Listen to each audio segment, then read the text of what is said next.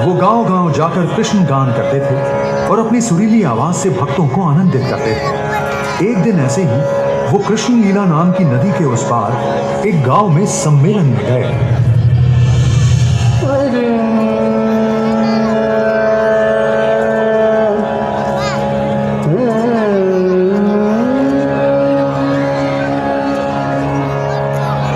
चंचल मन नित राम जपा करे, चंचल मन नित राम जपा करे, चंचल मन नित राम जपा करे, चंचल मन नित राम जपा करे।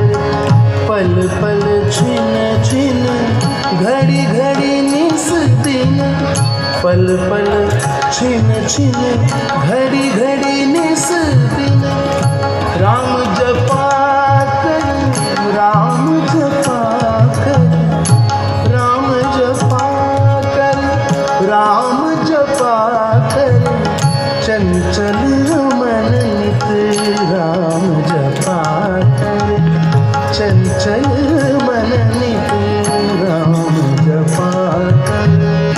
प्रात समय की शुभ बेला में,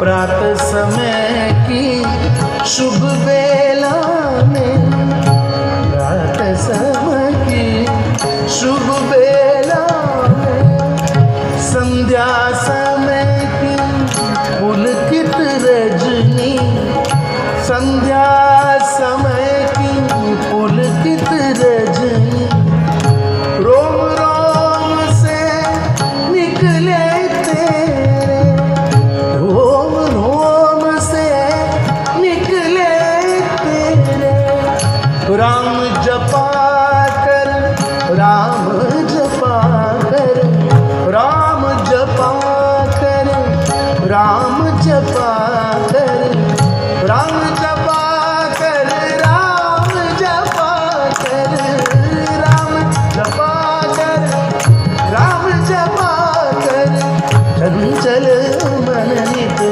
राम जपा कर, राम जपा कर, राम जपा कर, राम जपा कर।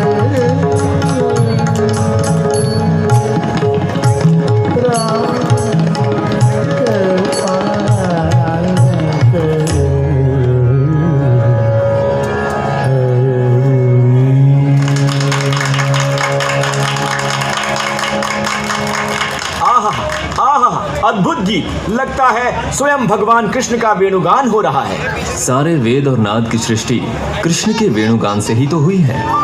पता नहीं बिलव, आपके सुर में क्या जादू है। मैं बहुत दूर से परिश्रम करके नदी को पार करके आपका गाना सुनने यहाँ आया था, पर आपका गाना सुनते ही मेरी सारी थकावट दूर हो गई। बिल्व जी, आपसे एक अनुरोध है।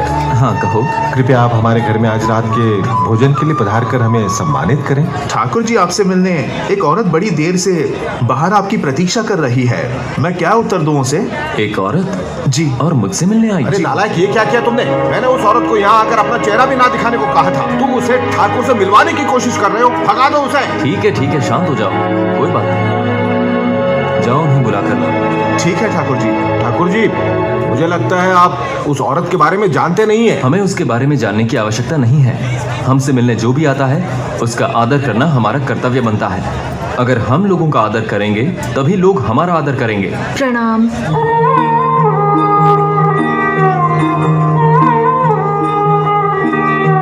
प्रणाम। प्रणाम। मेरा नाम चिंतामणि है। मैं आपके गीतों से मुग्ध हूँ और आपके मुंह से भगवान श्री कृष्ण का गान सुनना अच्छा लगता है। मन करता है कि दिन भर आपके सामने बैठकर श्री कृष्ण के कल्याण गुणों को सुनकर पूरी तरह मग्न हो जाऊं, किंतु आज तक मुझे उसका अवसर नहीं मिला। चिंता मत करो, आज शाम ही मैं तुम्हारे घर आने वाला हूँ। वहाँ भोजन करूँगा और तुम्हें गाना भी सुनाऊंगा। सच में? क्या आप मेरे घर आएंगे? मुझे तो विश्वास ही नहीं हो रहा है। इसके बदले में मैं आप कुछ समझ में ही नहीं आ रहा। कुछ भी नहीं करना है, बस मुझे स्वादिष्ट भोजन दे देना। अच्छा ठीक है, मैं जाती हूँ और तैयारी करती हूँ। धन्यवाद, प्रणाम।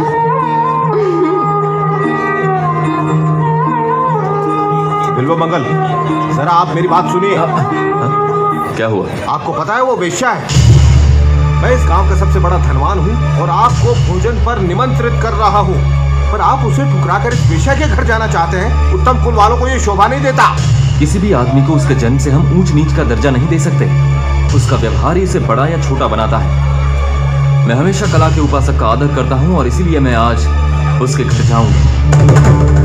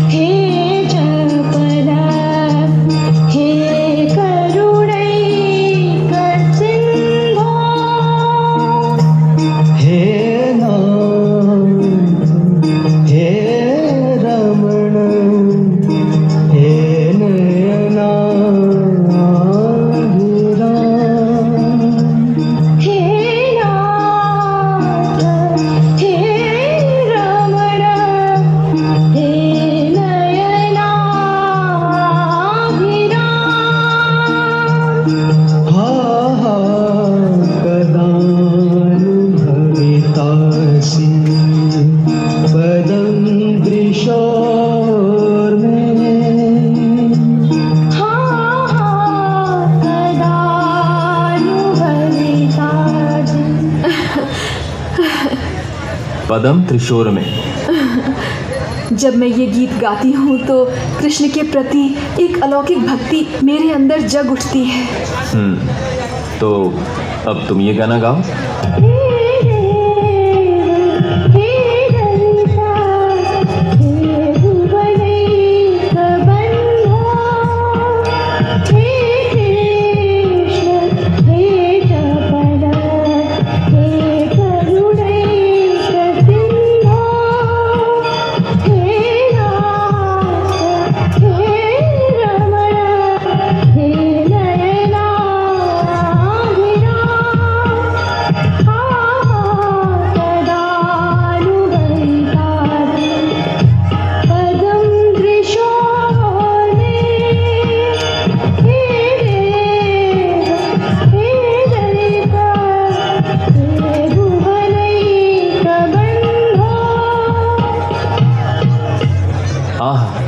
आहा, क्या गाना गाया, अति उत्तम। एक तरफ सुर का ध्यान रखा और दूसरी तरफ ताल का। ऐसा गाना आज तक मैंने पहले कभी नहीं सुना है और इसके लिए मुझे तुम्हारा सम्मान करना चाहिए। ये लो, ये आज से तुम्हारा हुआ। मुझे नहीं चाहिए स्वामी, आप यहाँ आए मेरे लिए यही सबसे बड़ा सम्मान है। मेरा हृदय कहता है कि मैं आपके चरण कमल का आश्रय लेकर सदैव गाती रहूं। इसके लिए मुझे आपकी सहायता चाहिए। अगर ऐसी बात है तो मैं तुम्हारे स्वाभिमान को ठेस नहीं पहुंचाऊंगा। मैं तो बस तुम्हारा सम्मान करना चाहता था।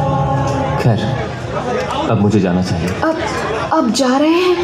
थोड़ी देर और रुकते तो अच्छा होता। अभी बहुत देर हो चुकी है, मुझे जाना चाहिए। तो फिर आप कब आएंगे स्वामी? मैं कल आऊंगा ना।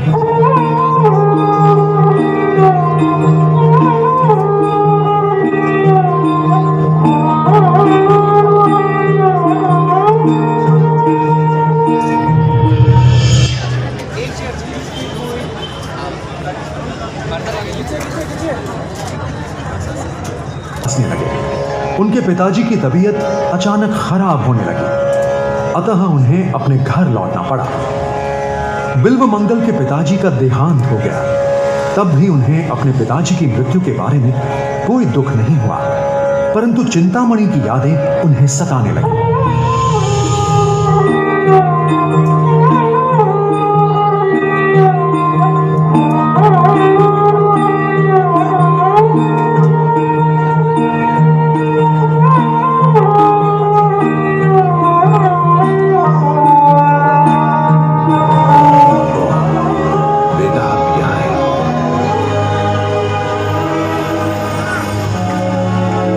नीचे सब तुम्हारी प्रतीक्षा कर रहे हैं। तुम्हारे पिताजी के अंतिम संस्कार में हिस्सा लेने के लिए दूर दूर से रिश्तेदार आए हुए हैं।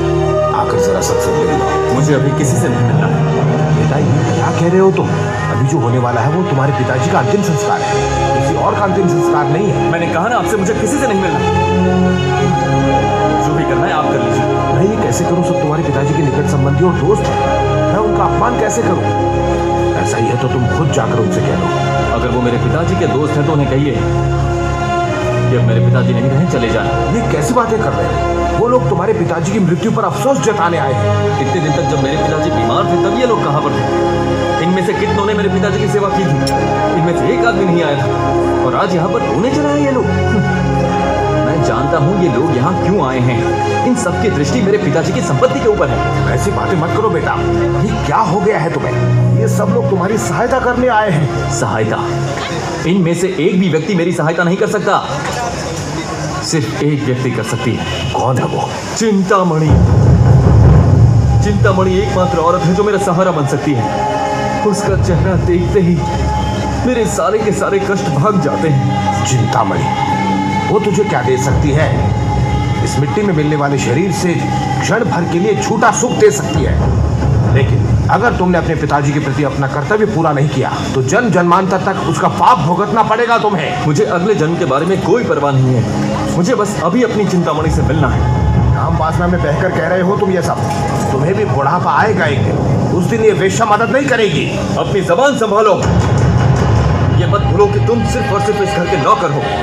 हाँ, नौकर तुम, पर आज तक किसी ने भी इस घर में मुझे नौकर न तो माना है न कहा है। एक ही बात बार बार दोहराकर मुझे परेशान मत करो। जाओ अंदर जाओ और मेरा सारा सामान लेकर आओ। मैं अभी यहाँ से जा रहा हूँ। बेटा क्या कह रहे हो? मेरी बात सुनो तुम। मैंने तुम्हें बचपन से पाला है। समझ लो तुम्हारे पिताजी मुझे माध्यम बनाकर बोल रहे हैं। सुनो, तुम आओ मेरे साथ।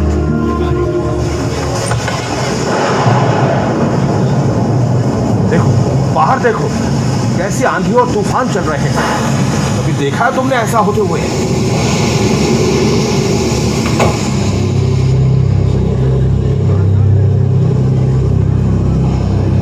बेटा नहीं, मैं तुम्हें जाने नहीं दूंगा।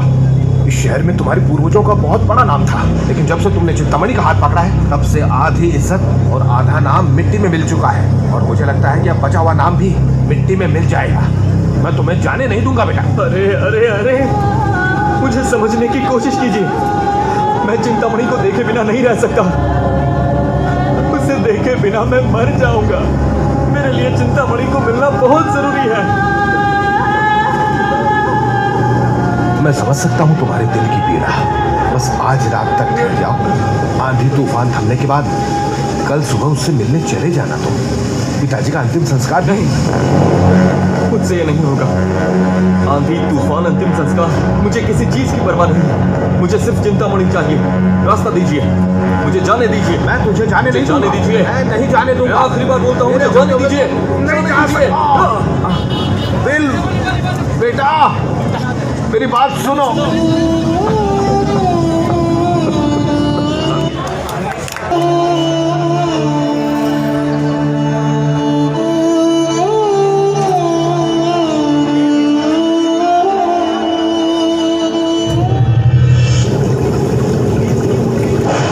चिंतामणि!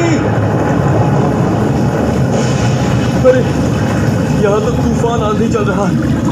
पता नहीं इस समय चिंतामणि क्या कर रही होगी। चिंतामणि, अगर तुम्हें कुछ हो गया तो मेरा क्या होगा? मालिक! नहीं मालिक नहीं, मैं अभी अभी महल से आ रहा हूँ। पूरे गांव में पानी बह रहा है। चिंतामणि को देखने के लिए इस आधी बारिश में मत जाइए। एक बार बारिश रुक जाए उसके बाद कल जाइएगा। जाओ और अपना काम करो। तुम्हें समझ में नहीं आएगी मेरी व्यथा क्या है। सुनो, क्या वो मुझे उस पार पहुंचा देगा? भाई साहब, क्या ये नाव आपकी है? हाँ, क्यों, क्या चाहिए? क्या आप मेरी छोटी सहायता कर सकते हैं? क्या आप मुझे नदी के उस पार ले जा सकते हैं? ये छोटी सहायता नहीं, ये बहुत बड़ा काम है। ऐसे मौसम में तुम्हें नदी के उस पार जाना है। दिमाग ठिकाने पे है या नहीं? भाई साहब, मैं जो कह रहा हूँ वो सुनो। आपको जितने सोने के सिक्के चाहिए मैं दूंगा, मुझे सिर्फ नदी के उस पार पहुंचा दो। तुम जानते हो मैं इस शहर का नामी धनवान हूँ। अगर तुम चाहो तो मैं तुम्हें 1000 सोने के सिक्के दे सकता हूँ। 1000 सिक्के? इतनी बड़ी रकम? 1 साल भी नाव चलाऊंगा तब भी मैं इतना नहीं कमा सकता। यदि नदी पार करने के बाद मैं जीवित बच जाऊं तब तो मैं तुमसे ये सोने के सिक्के ले पाऊंगा। जाओ, बड़े आए सिक्के देने। देखो, मेरी बात मानो नाविक, तुम जो चाहोगे मैं तुम्हें सब दे दूंगा। जाओ यहाँ से। क्यों मेरे प्राणों की कीमत का सौदा कर रहे हो? नदी कितनी उफान पर है, ऐसे मौसम में कोई नाव कैसे चलाएगा? मेरी जान की कीमत तुम नहीं दे सकते। चाहो तो मूर्खों की तरह इस भयानक आंधी में अपने प्राणों को संकट में डालकर डूब मरो। मेरी बीवी बच्चे मेरे भरोसे जी रहे हैं, मुझे उनकी देखभाल करनी है। तुम किसी और को ढूंढो, मेरा पीछा छोड़ो। कौन और मरने वाला है? मैं घर जा रहा हूँ। नहीं, रुक जाओ, कृपा करके रुक जाओ, मुझे जाने दो।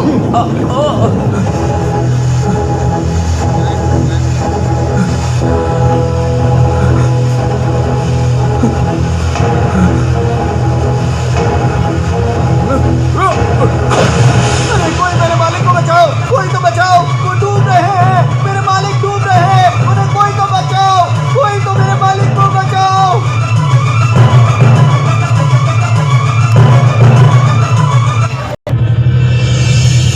Ingala Uvacha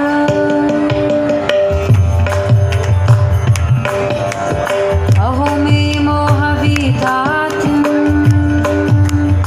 Pasyata vijitatmana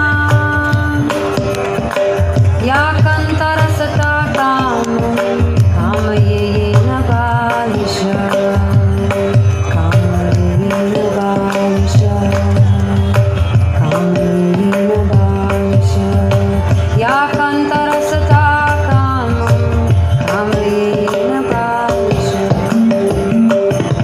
Tantam samipe ramanam rati pradam gita pradam nityamimam vihaya akamadam dukha bayadi shoka mohapradam tuchamaham vrajena Santam samipe ramanam rati pradam gita pradam nityamimam vihaya akamadam dukha bayadi shoka mohapradam tuchamaham vrajena mohapradam tuchamaham vrajena कौन है? चोर, चोर! चोर नहीं, मैं हूँ चिंतामणि। हाँ, आप इस भयानक मौसम में कैसे आना हुआ? बाहर आंधी तूफान है और नदी में बाढ़ उमड़ रही है। बात कुछ भी नहीं है। मेरे हृदय में जो तुम्हारे लिए प्रेम है वो उससे कहीं ज्यादा है। मैंने लाखों विनती की नाविक को कि वो मुझे तुम तक यहाँ पहुँचा दे, किंतु वो बिल्कुल नहीं माना। बेबस होकर मैं खुद ही नदी में कूद पड़ा। एक लकड़ी की सहायता लेकर मैंने बहुत कठिनाइयों से पूरी नदी को पार किया, मात्र तुम्हारे लिए चिंतामणि। तुम बिल्कुल विश्वास नहीं करोगे, जिस लकड़ी की सहायता से मैंने नदी को पार किया, वो लकड़ी नहीं, वह असल में एक लाश थी चिंतामणि। इतने कष्टों का सामना करके जब मैं तुम्हारा मुख देखने के लिए यहाँ पहुंचा तो तुम्हारे घर के बंद बारों ने भी मुझे धोखा दे दिया। लेकिन मैंने ठान लिया था कि कैसे भी करके तुम्हारे पास पहुंचना है। एक लटकती हुई रस्सी को पकड़कर मैं तुम्हारे कक्ष में पहुंचा, पर यहाँ भी मुझे धोखा हुआ। वो रस्सी नहीं थी, एक सर्प था। मैं अपने प्राणों को संकट में डालकर केवल तुम्हारे लिए आया हूँ, और यहाँ तुम्हारा सुंदर मुख देखकर मेरे सारे कष्ट दूर हो गए हैं चिंतामणि। अब हमें कोई अलग नहीं कर सकता चिंतामणि, हमें कोई अलग नहीं कर सकता।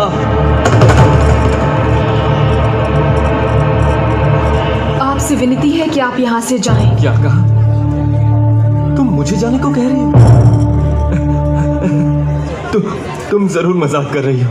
तुम ऐसा नहीं कह सकती। तुम मुझे देखकर पागल सी हो गई हो और इसीलिए मुझसे मजाक कर रही हो, वरना तुम भला मुझे यहाँ से जाने को क्यों कहती? मैं अब पहले वाली चिंतामणि नहीं रही। सच ये है कि अब मैं एक कृष्ण भक्त हो गई हूँ। मैंने अपना सब कुछ भगवान पर निछावर कर दिया। अरे ये तो बहुत आश्चर्य की बात है। तुम ऐसे अचानक कृष्ण भक्त कैसे बन सकती हो? आपसे ही कृष्ण भक्ति मिली। क्या कहा मुझसे? हाँ, हम लोग जब एक साथ थे तब आप नित्य कृष्ण के मधुर गान गाते थे।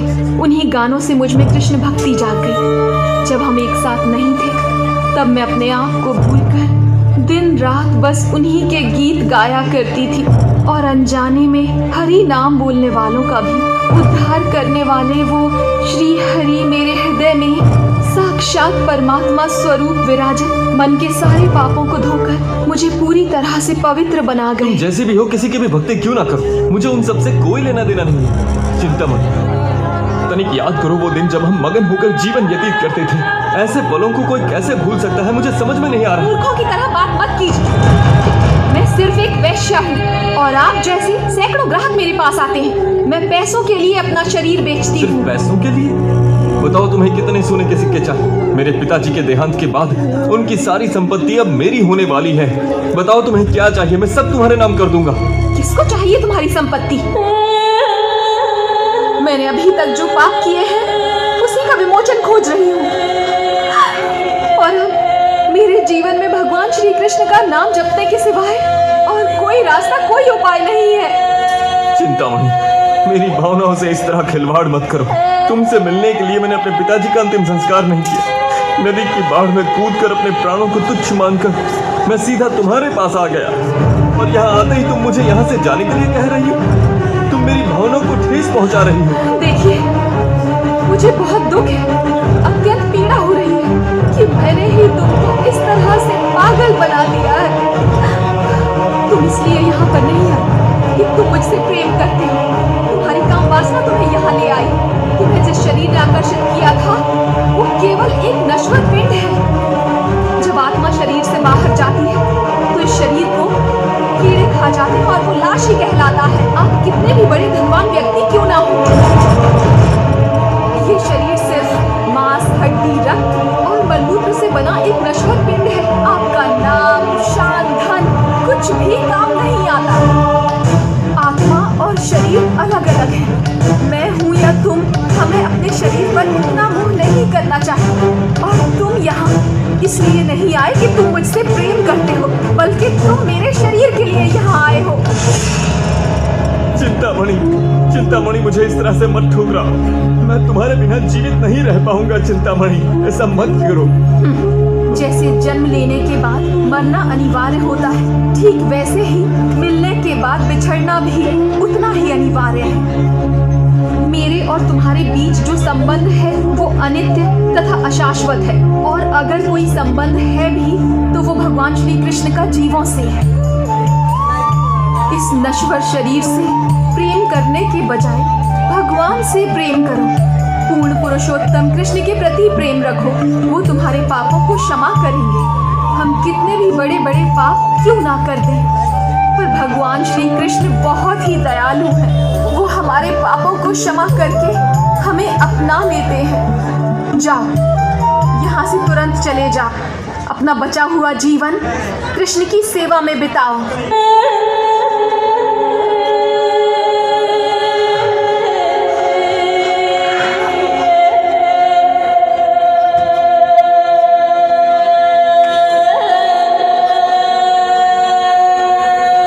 पिछले जन्म बिल्वमंगल को चिंतामणि के शरीर में घुसकर उनके पिछले जन्म के गुरु ने पुनः उपदेश दिए। उन उपदेशों से प्रेरित हुए बिल्वमंगल के पूर्व जन्म के सारे कर्म भस्म हो गए और वे पूरी लगन से कृष्ण सेवा में लग गए। बहुत साल बाद वे वृंदावन आ पहुंचे।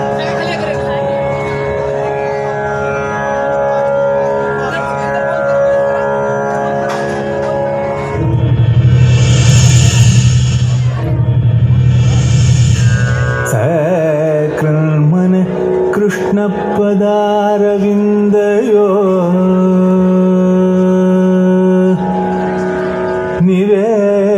पोषितं तद्गुणरागिरिह न ते यमं पाशभृतश्च तद्भटान् स्वप्नेऽपि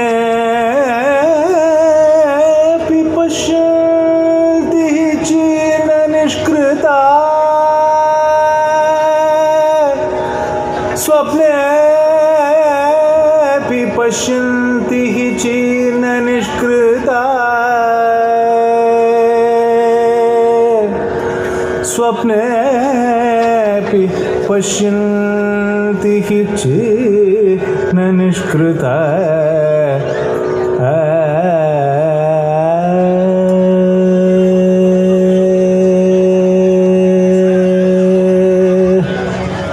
श्री कृष्ण का जिसने कभी स्मरण न किया हो परंतु एक बार वो उनके बारे में जान ले या पढ़ ले, उनकी पूर्ण मन से जो शरण ले ले अथवा जो उनके नाम, उनके रूप, धाम और लीला का सदैव चिंतन करता हो, जीवन में ऐसा एक बार भी करने के कारणवश वो अपने सारे पापों से सदैव के लिए मुक्त हो जाता है।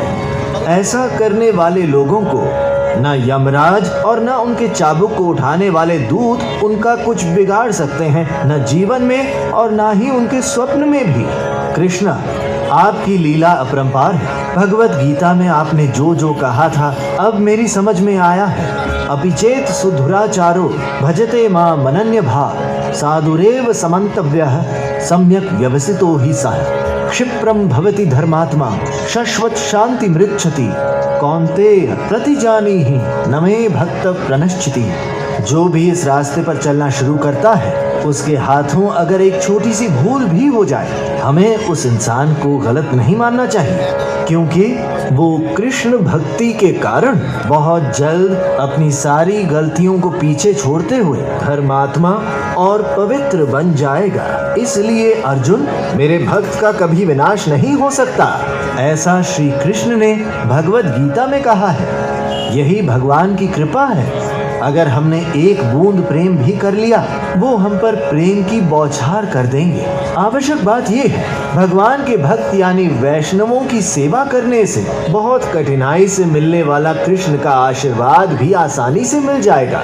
चाहे हरि का नाम लेना हो या भगवत गीता पढ़ना हो, ये दोनों काम कोई भी कर सकता है। भगवान जितने पवित्र हैं, उनका नाम भी उतना ही पवित्र माना जाता है।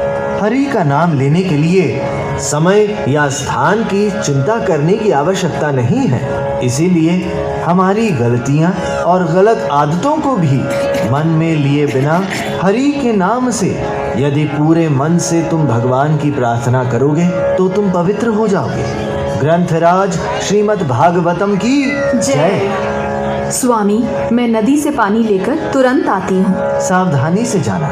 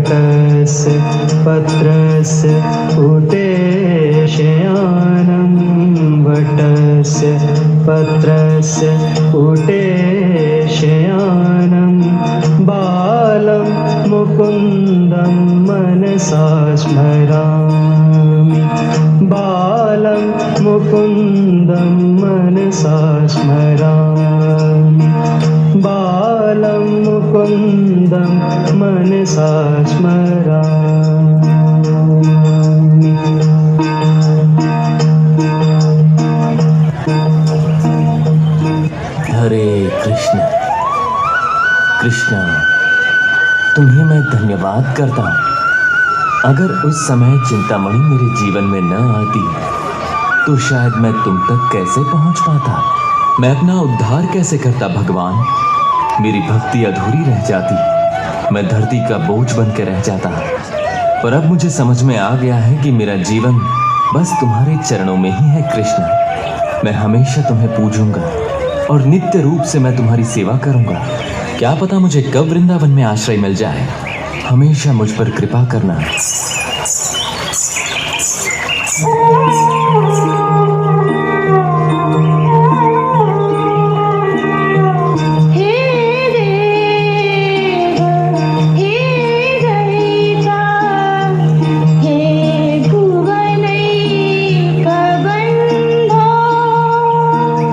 जरा सुनिए।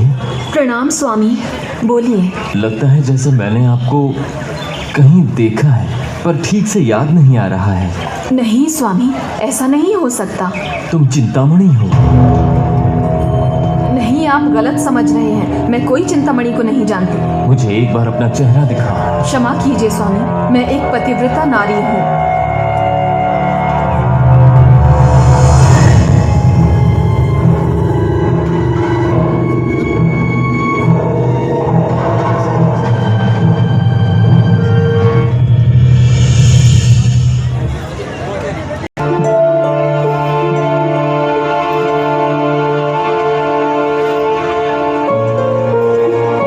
क्या हुआ देवी, क्यों दौड़ कर आ रही हो? मैं नदी किनारे एक साधु से मिली और वो मुझे कोई और समझकर मेरा चेहरा दिखाने को कह रहे थे। मैंने उनसे कहा भी कि आप गलत समझ रहे हैं। तुमने क्या किया? मैंने अपना चेहरा नहीं दिखाया। तुम्हें अपना चेहरा उनको दिखाना था। वैष्णव के किसी भी काम का एक अर्थ होता है, वे स्थूल चक्षुओं से पहचानने के परे होते हैं। उसके लिए सूक्ष्म चक्षुओं की जरूरत पड़ती है। कौन है? अंदर आ जाइए। पधारिए स्वामी जी, पधारिए। आपके पद कमल हमारे घर में आए, उससे हम धन्य हुए। आसन ग्रहण कीजिए।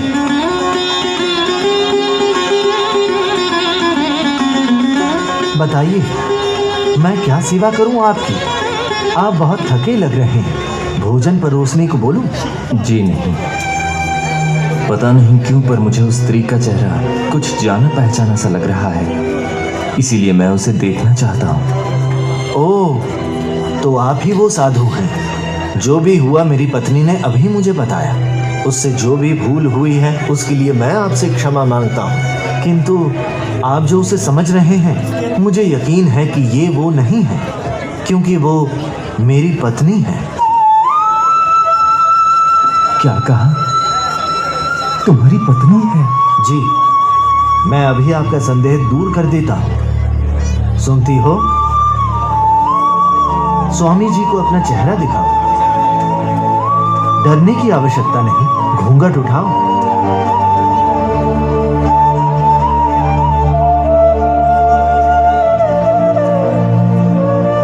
हम सबका शरीर सिर्फ मांस, हड्डी, रक्त और नसों से बना एक नश्वर पिंड है। आपका नाम, शान, धन कुछ भी काम नहीं आता। कृष्णा, हे मेरे मित्र, क्या मेरा एक काम करोगे? बोलिए स्वामी जी, अब मैं क्या करूं? कृपया अपनी पत्नी से कहो कि वो अपने बाल में से एक सुई निकालकर वो मुझे दे। अवश्य स्वामी जी। सुनो, अपने बालों की सुई निकालकर स्वामी जी को दे दो। सोचो मत, वैष्णवों को भगवान के निकट माना जाता है। वो जो भी मांगते हैं उसे देना हमारा कर्तव्य बनता है। दे दो।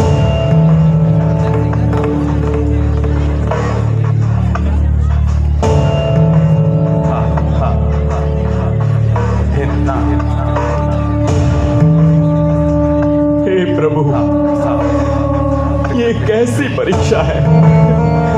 सारी भौतिक आशाओं को त्याग देने के बाद भी मेरी इंद्रियां मुझे तड़पा रही हैं।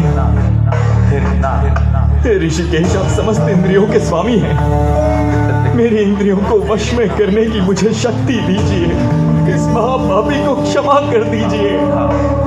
मेरे मन में जो पूर्व जन्म की काम वासनाएं हैं उसका दमन कीजिए। हे प्रभु, मुझे हरि नाम में रुचि दे दो। मैं आपके पवित्र ग्राम वृंदावन के दर्शन करने जा रहा हूँ। कि आप मेरी कैसी परीक्षा ले रहे हैं? जिन नेत्रों को केवल कृष्ण के मुखारविंद का दर्शन करके आनंद वर्धन होना चाहिए, वो नेत्र आज इतने विवश हो चुके हैं कि वो पराई स्त्री को देखकर मग्न हो गए हैं। ऐसे नेत्रों की क्या आवश्यकता है? ऐसे नेत्र मुझे नहीं चाहिए, मुझे नहीं चाहिए। कृष्णा! अरे स्वामी जी, ये आपने क्या कर दिया? अब मैं क्या करूं? स्वामी जी, स्वामी जी!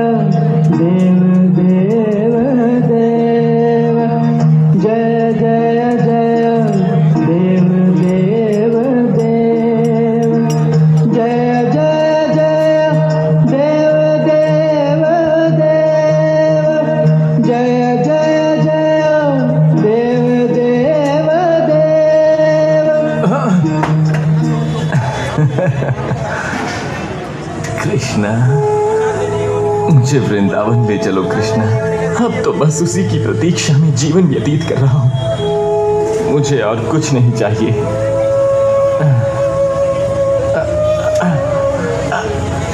मेरा तो कहीं मन ही नहीं लगता कृष्णा। जल्दी से मुझे वृंदावन ले चलो।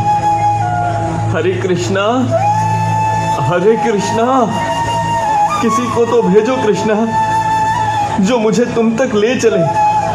कोई है यहाँ पर जो मुझे सहारा दे सके? हरे कृष्णा, क्या कोई है यहाँ पर? क्या हुआ बाबा? ये लीजिए।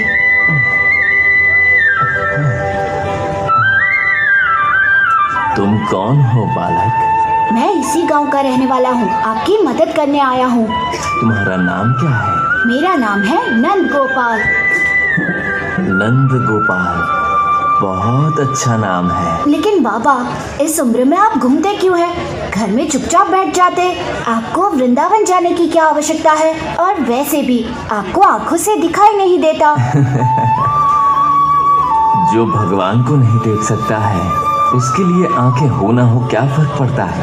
वैसे भी इन आंखों से बाहर की दुनिया दिखती है। यदि तुम्हें अंदर की दुनिया देखनी है तो कृष्ण तो तुम्हारे भीतर ही बैठे हैं। कृष्ण के दर्शन के लिए तो बस वृंदावन जा रहा हूँ। क्या तुम मुझे ले जाओगे?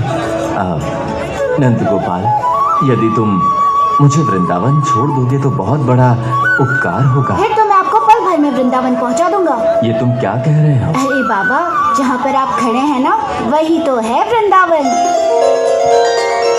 क्या कह रहे हो? क्या सच में ये वृंदावन है? मैं वृंदावन में खड़ा हूँ। मतलब मैं सच में कृष्ण भगवान के वृंदावन में खड़ा हूँ। कृष्णा, कृष्णा, आखिरकार तुमने इस पापी को अपने शरण में बुला लिया। तुम कितने दयालु हो कृष्णा, तुम कितने दयालु हो। बाबा जी, लगता है आपको वृंदावन से बहुत प्रेम है। ये तो भगवान कृष्ण और राधा रानी की पवित्र भूमि है। ऐसी भूमि से कौन प्रेम नहीं करेगा? तुम भी कैसे प्रश्न करते हो? अच्छा सुनो नंद गोपाल, तुम तो यहाँ काफी सालों से रहते हो ना? मैं तो बचपन से